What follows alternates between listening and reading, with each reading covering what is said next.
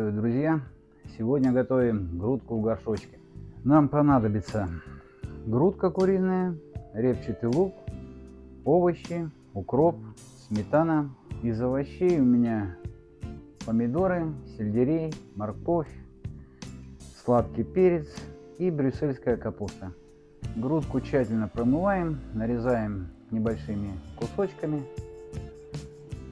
Овощи крошим крупными кубиками. Брюссельскую капусту можно пополам разрезать.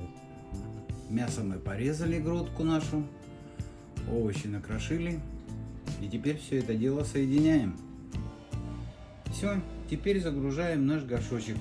На дно кладем пару листиков лаврушки. Загрузили наш горшочек. У меня все не влезло, я решил маленький еще немножко положить. Все, не до краев, и подливаем воды.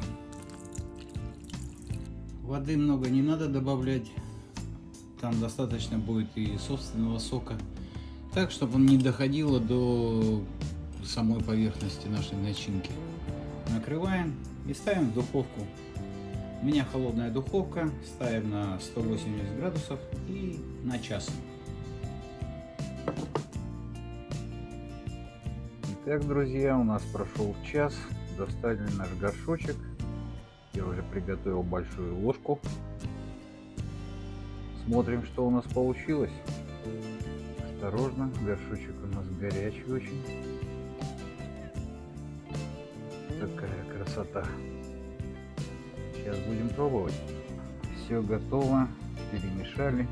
Тут у нас еще и бульончик есть. Кому нравится, пожалуйста, с бульоном. Пробуем. Запах очень приятный. Капусточка у нас мягкая, но в меру. Грудка тоже.